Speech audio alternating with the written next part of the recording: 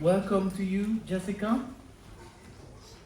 You have been with us for several conferences now, and you are one of our most popular speakers. You're based in Brooklyn. You are both a lecturer and a journalist and an author, and you wrote a brilliant book, Save at the Seawall, Stories from the September 11 boat rescue operation. And today you're going to take us through the last session. Jessica spent months preparing for this keynote, and she lives in a country now where everything we stand for is under the greatest pressure. And yet she took on the task of lifting us up, helping us look ahead and leading us forward. Give her an applause.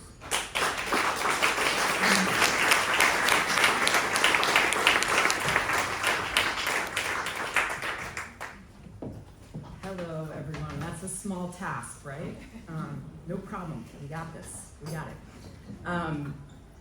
I wasn't planning on saying this, but there's a song that I learned during a High Holy Days service, and it was at a particularly terrible moment. So that's the highest holiday in the Jewish calendar, and the song goes, "We do not have to carry this alone.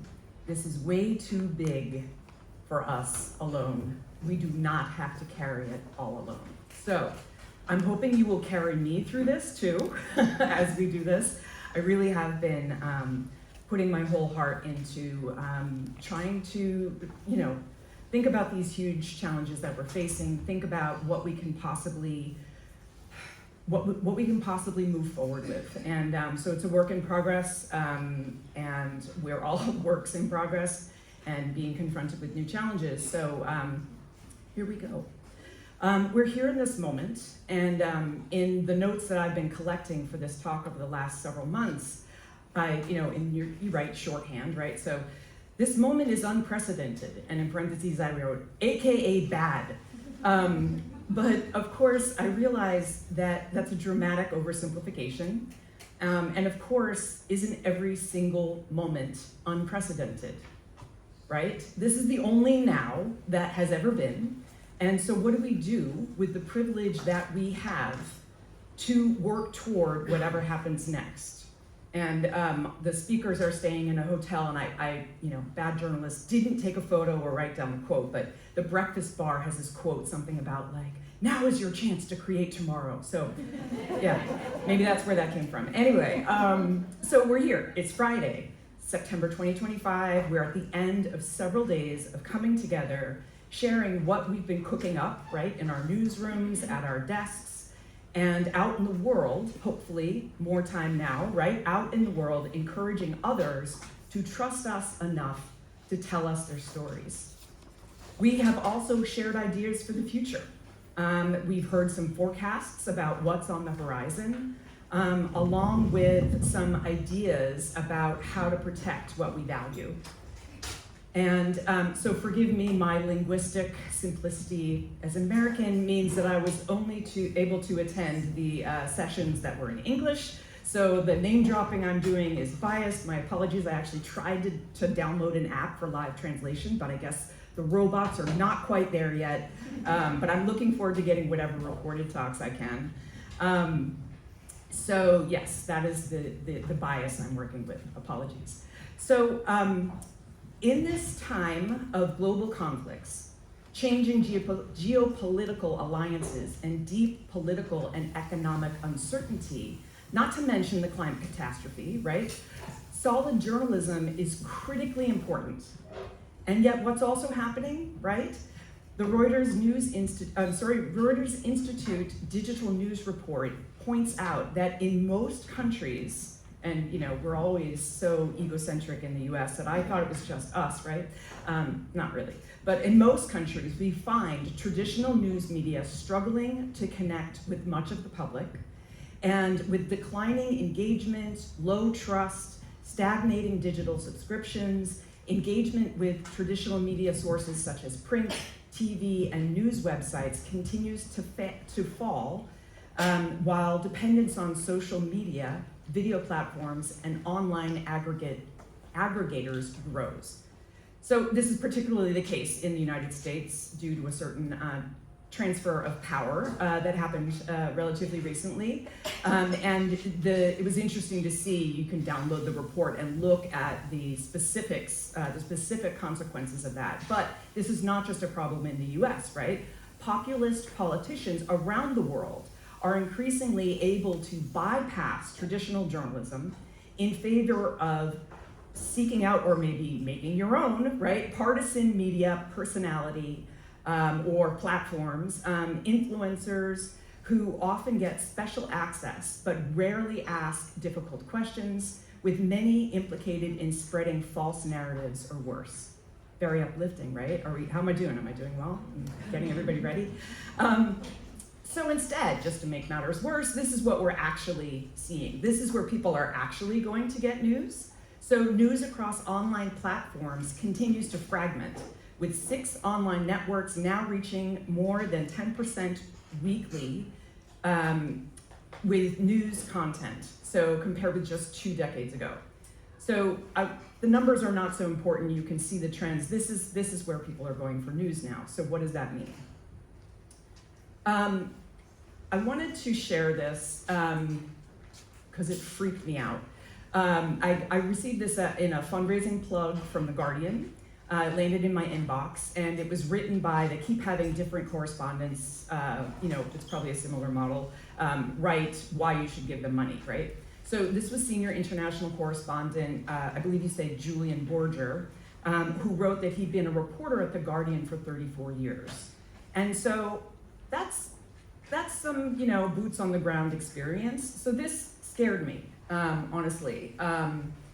And I don't know if you want to read it, you want me to read it, but the point is basically that we are in dark times, and the dark times include the targeting of the free press. So, why might this be? I don't know, but I love social science research. I love neuroscience. I do a fair amount of coverage of this type of material in a column that I write for CNN.com, which is called Shift Your Mindset. And my private mission for the work, which is not terribly lucrative, but it's very fulfilling in other ways, is to basically talk to people about how the hell we're going to survive this shitty world, or make the world a better place. So I try to give the platform to authors. So that's a little plug. If you know of authors who have put out works that are aligned with that mission, reach out to me. I'd love to read their stuff. So I liked this sort of, okay, why is this happening? What's going on? Really happiness, and that can be a very flighty term in social science research.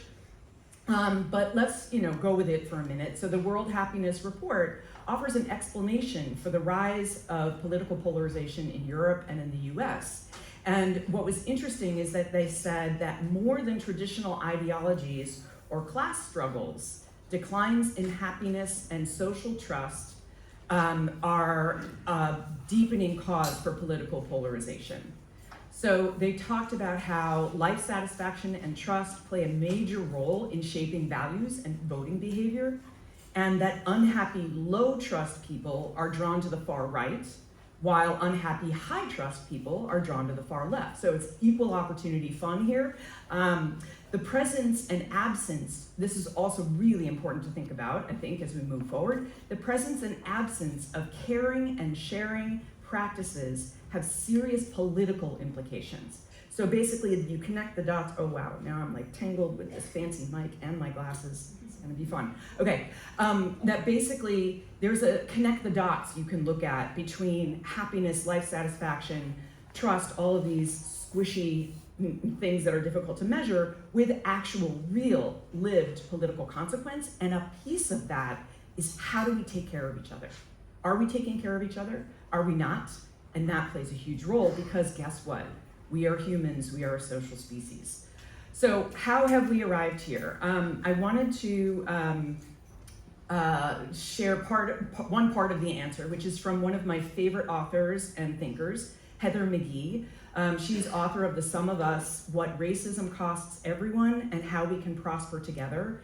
And the follow-up to that best-selling book, she created a podcast by the same name. And so not unlike our much beloved Dan Barry, McGee took a road trip across COVID-era America, unearthing stories of American solidarity and hope in a time of great division and peril for our democracy. Of course, every interview she ever did about the podcast, they were like, so, did you find any hope? Because no one believed it was possible. And this was years ago, which is so terrifying. Because, yeah, I think it's even harder to find. So here's a little clip that I hope will play. Listen, I think liberals have gone behind the paywall, right? And if you look at news media and media in general, right, you've got the loss of the local newspaper, right? 70% of newspapers, right? We've got more than half of counties have no local news anymore, right? You've got Sinclair, reaching 70%, it's a right-wing local broadcaster for news, reaching 70% of households.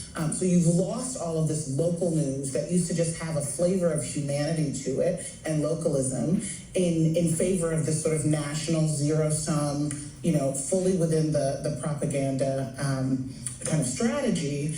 And so in that vacuum, and then you've got, I think it's around 70% of, kind of good journalism is behind a paywall, right? And so you're having this education-based gap in what people have access to and information. And that is, I think, the sort of table stakes for how we got to this place. So, of course, we heard something akin to this, right, in what Christopher Goffard told us. He was discussing the risks of the news deserts, where fewer people hold public officials accountable, leading to a loss of trust in media outlets, and quite literally fewer people actually serving as watchdogs, right? And in response to that, if you were at that session, you might recall that Dan Barry said that this, he said, an uninformed electorate that results from that lack of newspaper coverage threatens democracy at its core. Now, I had really hoped to be able to attend, and forgive me if this is a mispronunciation, but Rika Halverdorad, did I do okay? Her talk, I'm sorry. Her talk about local, what the description said was about local stories, and I really would love, I want that recording, Bjorn, because I really think it may well have had some threads here. So if you were at that session and you're at this session, maybe you can connect the dots that I can't. Here we are. Listen, I think liberals have got. Thank you. Okay, so this calls the question. What is the impact on those of us who are doing this business, right? So we have news aversion. So you can read this as well as I, but nearly 4 in 10 people globally say they sometimes or often avoid the news. They say it, quote, puts them in a bad mood or makes them feel overwhelmed, powerless, fed up with the repetitive focus on crises and conflict. And so I'm wondering, okay, so what impact does that have on us, right, who can't really call a news vacation? And are we too put in a constant bad mood? If so, how can we protect ourselves from despair? And is it flavoring our coverage? Are we getting sucked into these oversimplified, polarized narratives? Let's call them into question. Let's make sure that we're telling the nuanced stories. One way to not fall into that despair, I think, is to remember the privilege that it is to serve as the watchdog, to have the platform from which to speak out, to protect the facts of what actually happened against the propaganda machines that are looking to rewrite history. So this might have an echo in your head to what Dan Barry said was he's gonna stay at the New York Times, at least for now, because it's better than yelling at the TV from the end of the bar, right? So I'm gonna have that in my head over and over again. I hope you will too. I think it's very instructive. I mean, what a privilege to be able to have some say in the matter, to hold truth to account. And for, I was gonna say eternity, but that sounds really long, for the record, shall we say. So this is things get a little weird from here on out. I hope that's okay. I opened this huge wide net as I was trying to reckon with these questions in my mind and what might be helpful for you all to hear at this moment. And so these things just kept arriving, you know, across my desk. And so I received this, this announcement from my local Sangha of an upcoming workshop. And I felt like it really reflected like the impact of the frenzied news cycle is just so intertwined in everything in society that the Buddhist newsletter is sending you like, how can you deal with the news? Let's help, right? And so, so the description is, in an era of nonstop headlines and heightened emotions, it is increasingly difficult to consume the news without falling into despair, anxiety, or hopelessness. But rather than shutting down or becoming consumed by stress, we can cultivate the capacity to meet the news with resilience and presence. The workshop will explore how to regulate our nervous system, cultivate discernment, and hold complexity with care. So the teacher teaches us how to incorporate a loving heart and Buddhist principles into your news consumption. So that's pretty particular, but hey, I think we could maybe use some of that ourselves, right? How can we incorporate a loving heart into our news consumption and into our news delivery, I guess? Is that what we want to say? Creation? So just some thoughts. And this is one of my favorite, I come back to this image over and over again. I did a talk on trauma last time I was here, and I don't know if any of you were here, but there's a recommendation basically to keep a file of photographs or something that's going to soothe your nervous system or you know, be sort of an antidote to whatever grisly coverage you've just done. And so I have that kind of file, and this is one of them. This is right in my neighborhood in Brooklyn. And I just like, look at these badass flowers, just like, I am yellow, out of this wall, growing out of dirt. There is nothing here but me, and look at me, and it just makes me happy. So I'm sharing it with you. Maybe that's us, right? Like, we might be in the dirt. Anyway, so part of our difficulty here is that in the rush of technology-infused, perhaps technology-dominated life, we have lost touch with our embodied selves. We forget that we are nature. Detachment from nature is at the root of the climate crisis, experts say. And I believe, I feel so badly not pronouncing people's names correctly, but Anne gave a talk previously that I also was not able to understand, but I believe that she talked about this study as well. So detachment from nature is at the root of the climate crisis. Just as you are more likely to help a friend than a stranger, you're more likely to care for nature if you have a relationship with it. This is the explanation of a researcher named Miles Richardson. So his study tracked the frequency of words in English language books over time. I believe it was 1800 to 2019. So some of these words were like bud, meadow, beak, and he found that the use of nature-related words declined more than 60% during those years. So what are the implications of that? Part of our reckoning with or reminding ourselves that we are part of nature is recognizing our evolution, right? We are wired for story. This is old news, we know this, but it's important to keep it in mind as we confront the robots. Because story is language of the brain, we think in story. It's built into the architecture of the brain. Story is how we make sense of the world around us. It's a system that predates written language by eons. This is really interesting to me, and I usually apply a version of this slide in the trauma presentation that I do, trauma in journalism, but I think it's really relevant here. Even fictional dramas trigger neurobiological mechanisms. So they've done all this research to show that it increases heart rate and blood pressure, faster breathing, increased perspiration, increased pain thresholds, reduced peripheral vision, spikes in adrenaline and cortisol, dilated pupils, and halted blinking. So basically, your nervous system is totally hooking into the story that's unfolding on the page, even when you know 100% it's fiction. So we can, I mean, maybe it's a leap of research, but I think we can assume that when people know it's true, or at least if they trust us, they know it's true, that reaction is already is also happening there, right? So we are wired for story, and the feeling that compels us to drop everything and pay attention is a surge of the neurotransmitter dopamine, triggered by the intense curiosity rewarding you for following your curiosity to find out how the story ends.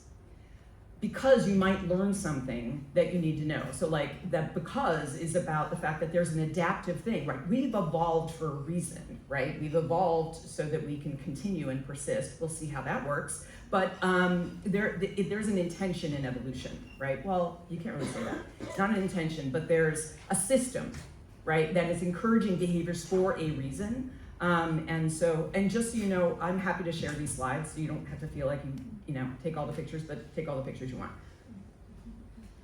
So let's keep that in mind as we move forward as our deep embodied humanity. What does that mean? How does it get us into this mess? How does it perhaps get us out of this mess? Storytelling evolved for lots of reasons, but basically as a result, it shapes civilizations. And so this is very, very tiny. But the pressures for this is much bigger up here, isn't it? The pressures for ever better communication, okay, so back in the dark ages, or no, way before that, in the prehistory, the pressures for ever better communication sparked the invention of language, which played a unique role in allowing us to instruct others' imaginations and therefore to share across the experiential gap between individuals. This allowed us to understand one another in much richer ways, in our variety and commonality, and to intensify our hypersociality. So this is Brian Boyd on the origin of language. So for a long time, the idea was that this was what separated us, right? This is what made us dominant humans. This is what made us distinctly human. And at one time, it was believed that this was out of reach for any other species, using that term loosely. However, language the robots have entered our domain here, our uniquely human domain. So when the AI developers, who for a very long time, I was watching a whole bunch of stuff about developers talking about this cracking the code of language, which was huge and very hard won over a lot of hours. But basically the machines now intruded on what scientists had considered our distinguishing factor, our unique domain. So if that feels a little scary, for good reason it seems to me, right? Like there's a reason that we feel a little trepidatious, I think, despite the fact that AI is a tsunami, right? Was that a quote from earlier? So it's really important to add here that, because I don't think in all of the AI coverage at this conference that I've heard in English, I don't think anybody has mentioned that when the AI developers cracked the code with these large language models, they did so by harvesting the works of humans, including from online pirate libraries, without compensating the authors and creators of these works. So if you think, I don't know how it crossed language barriers, but if you think any of your work has been harvested, you can go to this website. I'll give you the actual URL. I actually searched the database, found that my book Saved at the Seawall had been harvested, potentially from a pirated website. And so there are all these tech billionaires making lots and lots of money, but without having compensated the creators of these works. So something I think that is important to recognize.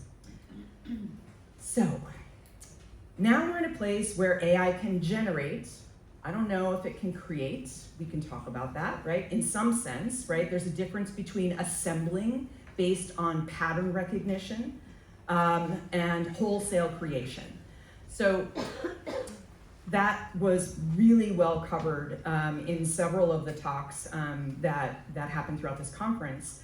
But it's just important to remember that we are not robots, and that knowing the grasp that story has on our biology makes it very clear that we cannot cede this territory to the robots, at least not willingly, at least not easily, right? We cannot turn over stories' power without a fight. Now, I'm speaking in a very binary way. I realize I'm just trying to make the point. Obviously, robots is an oversimplification. These things are all much more complicated and nuanced, but let's recall the power that story has over us as embodied animals, right? So instead, I argue that we need to lean hard into our humanness to tell the stories that remind us that we are all interconnected. We need to remind ourselves that our interdependence transcends borders and socially constructed boundaries. We need to revel in our humanness, highlighting our oneness and the truth that we are nature and nature is us. Okay, I learned a new word. You know, when you learn a new word, you've got to just tell somebody. So I'm sorry, bear with me. Modern Icelandic doesn't adopt foreign words, but instead creates new words. And so I recently learned that the Icelandic word for a computer is tölva. I may be saying that poorly. It was coined in 1965 from tala, meaning number, and volva, meaning prophetess. So volva in Old Norse, which you all probably know, in Icelandic is a female shaman or seer, a woman who sees into the future. And so I just wonder if this is a moment where we should consider whether we not want the computer to be the prophetess of our future, and the numbers to be our future. So just a little question. And as I was thinking about this, let's see, I don't know how to, let's see. Yes, this is true. I do not speak Icelandic. I was grabbing some books for my child who is approaching 10 and he is terrified of AI, and I've been trying to, I don't know, parent him through that. And so I went into the children's section of the library and there were all these books, and I found, much to my horror and like humor both, that there were these books side by side, like in two little sections on this shelf. These were the books about Jesus, and these were the books about AI, and I was just like, oh my God. Anyway, so I just had to tell you, I didn't take a picture or anything, but I was just like, God, where are we? Anyway, okay, so this is also just perhaps indulgent. I had the amazing good fortune to go to Japan this summer, and I found this insane book at a bookstore in Tokyo. So this is a country, if you haven't been, where, at least as far as I've learned, which is, you know, a little, where polish and unbrokenness is, or at least repairing the broken, right, is so highly valued that if you have a car and you get into a fender bender, you have to repair the body damage before you can drive your car again. So there are no banged up cars on the road because it's forbidden. So very interesting. So I don't know if that informed the sensibility of these two artists who created this. These are AI generated ruins, and it's a whole photo book of all of these scenes. I just had to share it with you because maybe this is our future, I don't know. But one of the artists, Uma Gatani, writes that unlike experiencing ruins firsthand, where sensory engagement and the shared history of a place are tangible, AI ruins offer a distinct and overpowering perspective, a glimpse into what could exist. This is what she wrote. And I just thought it was so fascinating. What a fascinating glimpse. So perhaps this is a good moment to talk about how we fend off the apocalypse. It seems to me that leaning into our humanness is really, it's honestly the only option. At least when the end comes, I would rather be doing everything I can do to embrace what Lena Waben calls the, let me get this right, merely and gloriously human, in her description of her work on the existential desk. So if language no longer sets humans apart from machines, what does? For a little fun and a little experimentation, I decided to ask the robots.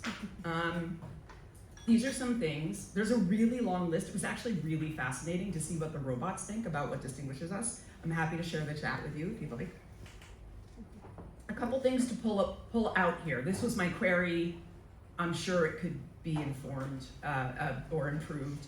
But a couple things stood out to me here. So AI can process information and mimic responses, but has no awareness or sense of self. So for example, a human feels pain or joy or both, but AI can only process data about those states. AI can analyze sentiment or simulate empathy, but doesn't experience compassion, grief, or love. Humans can make leaps of insight. This is a big thing, right? Connections without clear linear reasoning. That's a good thing for us as storytellers. Creativity can emerge from intuition, emotion, and subconscious processing in humans. AI, however, generates novel combinations but lacks the inner drive or intentionality behind human innovation.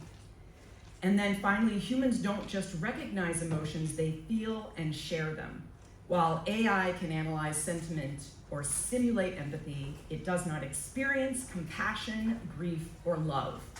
Those sound like some things we could lean into.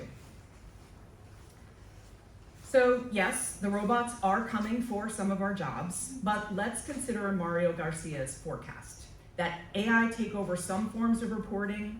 This could increase the value of human reporting, perhaps. He spoke about how human creativity possesses qualities like authenticity, emotional depth, and curiosity that AI cannot replicate. That was a quote.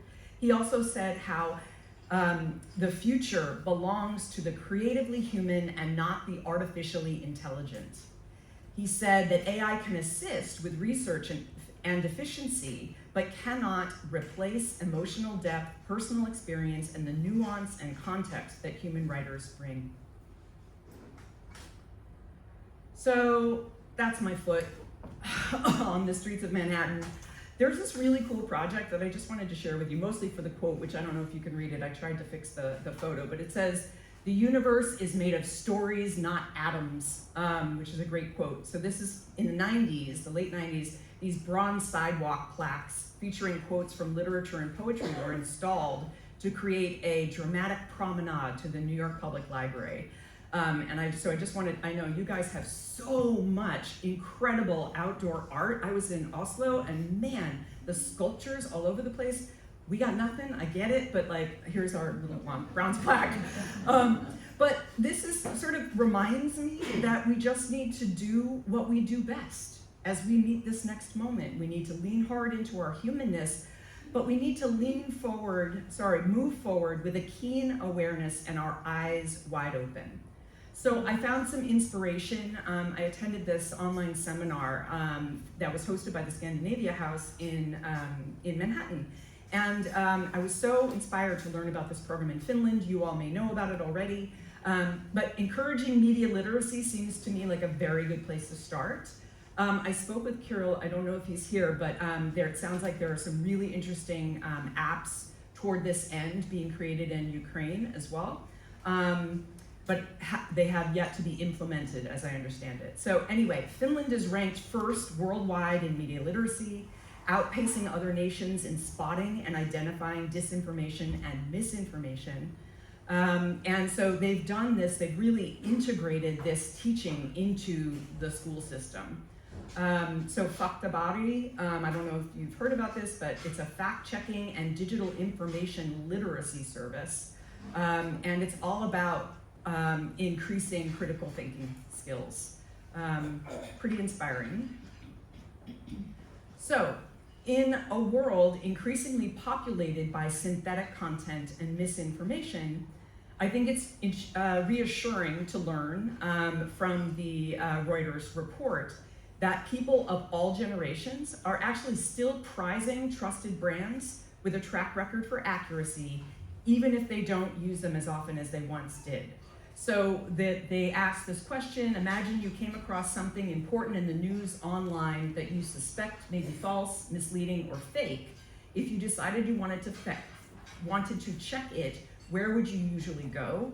And the big names still showed up, which I thought was interesting and kind of inspiring, and perhaps like a key to crack the code to the future, right? What might draw audiences to these trusted outlets more regularly?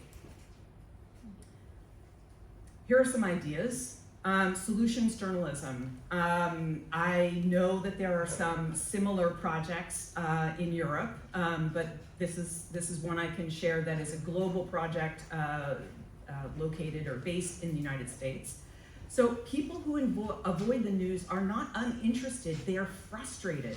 They are more likely than regular news followers to say they want solutions-focused stories. This is an important reminder.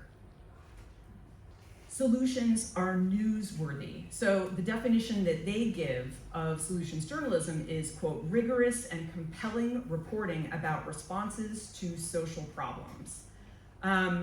There's a lot of detail here. I'm happy to share the slides so you can dig more deeply in. I just pulled one, so the database that was on the previous slide, I just pulled one example for local flavor, but I slammed my own photograph from the train from Oslo to Bergen to represent the trees in this, because I couldn't resist. So this really cool sounding story about why if you have to go to prison, you want to do it in Norway.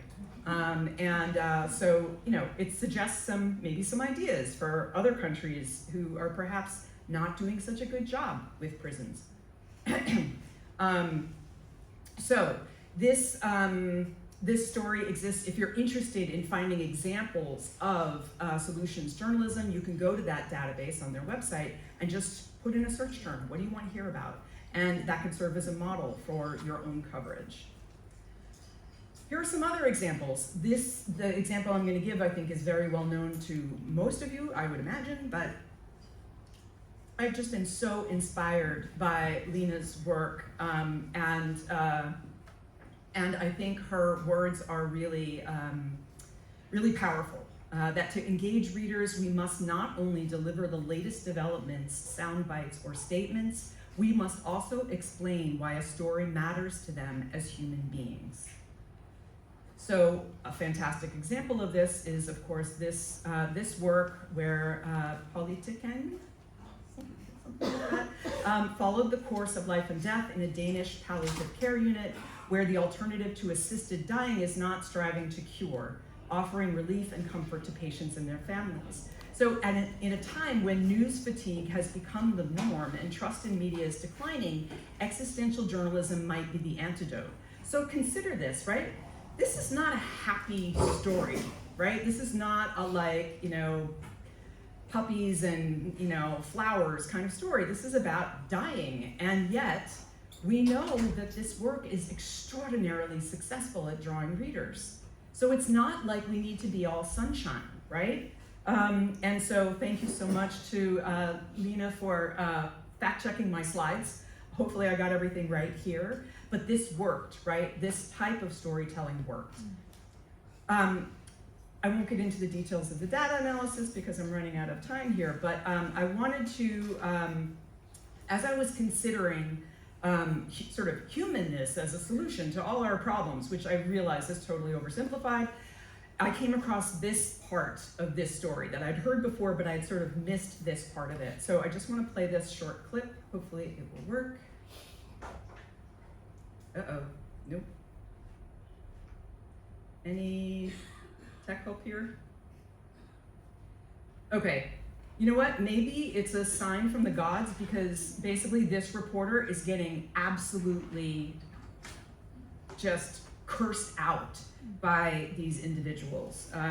And they're calling her a communist. They're saying, how dare you? You should be ashamed. And maybe it's good that we're not hearing all those words right now. Maybe it's a sign.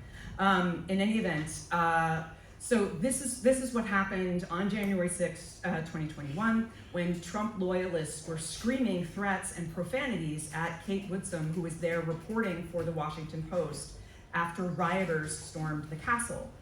So what happened next was actually really interesting. So I would really love to have sound here. Is there any tech help that could provide sound? In any event, this is what's happening in this next clip here. Maybe this one, okay. Yes, okay, this is better. This is the good part. Okay, it's not the screaming, well, there's still some screaming, but listen past the screaming to hear what happens next. Basically, she's been screamed at for 5 minutes, and she describes later, you can read her own self-report of what was going on, which is that her nervous system was jacked to all hell. She was absolutely just in this state of what is a trauma response we often don't talk about, which is fawning, and she was frozen, essentially. And then something clicked, and you're watching this click. They're like all younger, middle-aged white women, younger. You think people support you? Because they don't. No. They don't like you. We fight for unity everywhere. You see this black, blue, white, everywhere. Everything is here. Which part did you think, which part said that I was middle-aged? Because I'll have to work on that. I'm saying you look, yeah, we can't even tell because you're coming up with math. I'm not saying, I said younger than middle-aged. Okay, so your parents should be ashamed of you. All of that stuff somehow gets derailed by, I didn't mean to offend you by calling you old looking, right? Bonkers. And what happens in that moment is, and this wasn't intentional on her part, right? This was a survival instinct. She leaned into her humanity in that moment. So even when it comes to attacks on the press, there's a human solution, if you will, right? There they were all of a sudden connecting as individuals. And he's like, oh, sorry, man, I meant younger, like, anyway. Okay. So, why do we subject ourselves to the slide you didn't have to hear the audio from? Because the human connection between readers and writers, documentarians and audiences, journalists and sources, and viewers, it fuels our souls. It's what we do, right? Dan Barry, if he's still here, I'm sorry. I'm still saying your name. Yeah, you told me not to, but anyway. What he said, which is like, this is what we do, which is why even after your horrific cancer procedure, you go in and you do the work, right? This was an inspirational quote that came in a newsletter from the Writers Institute in any event. Okay, I'm wrapping up here. I realize I'm almost out of time, but we have to talk about joy, right? So, unlike happiness or pleasure, joy, and these things are hard to nail down with rigorous research, so just go with me here. There is actually a fair amount of research about this, but I couldn't cite you a specific paper without a lot more work, and I tried for a long time, but anyway. So joy comes from a place of connection with others. It's not so much independent as interpersonal, interdependent. And another thing that I have been realizing about joy comes from this. This is the mural in the lobby of the building where I have been going for physical therapy for 3 years since my cancer surgery that was not supposed to necessitate any physical therapy whatsoever. It's a huge time suck. It's extremely painful. The massage they have to do, I call it mean massage, on scar tissue. It's brutal, and if I don't go, it's even worse. And so, but this is the mural that I see every time I go in there. And so I thought, I understand I'm just weird. Like, I thought this was just me who draws this association between suffering and joy. And I think I'm at the beginning of a quest for more people who might feel like this. But I just came across this essay by Ross Gay that helped affirm in me this intuitive sense of joy that I've held for so long as I can remember. This is this beautiful quote. Is sorrow the true wild? And if it is, and if we join them, this should say your wild to mine, not the apostrophe R-E. So if we join them, your wild to mine, what's that? For joining two is a kind of annihilation.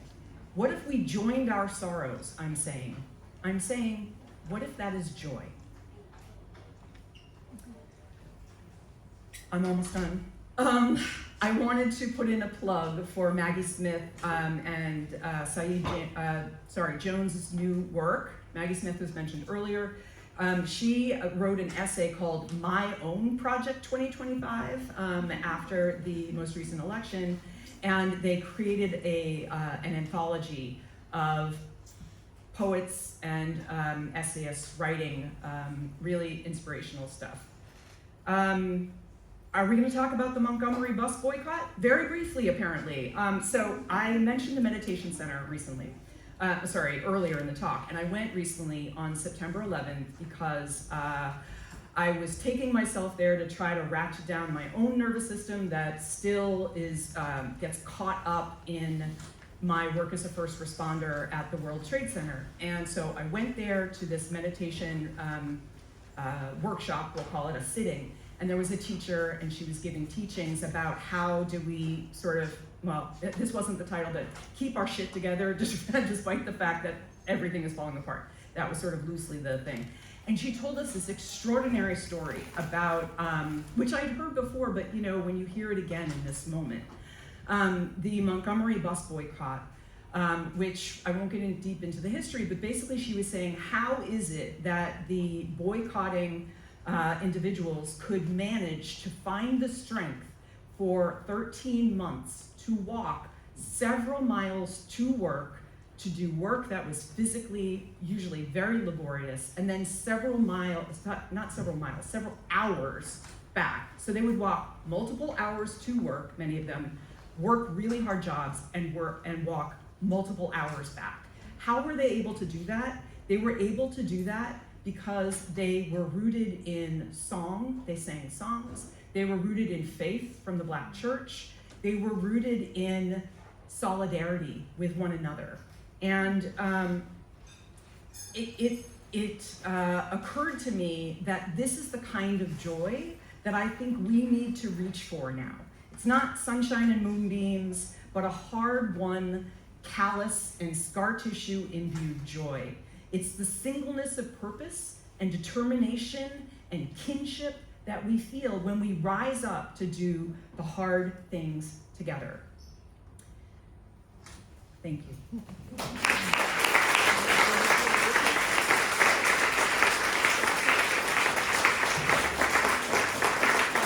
Thank you, Jessica, for taking us through this. I know one loves to be prepared and you're probably this. Yeah. Well.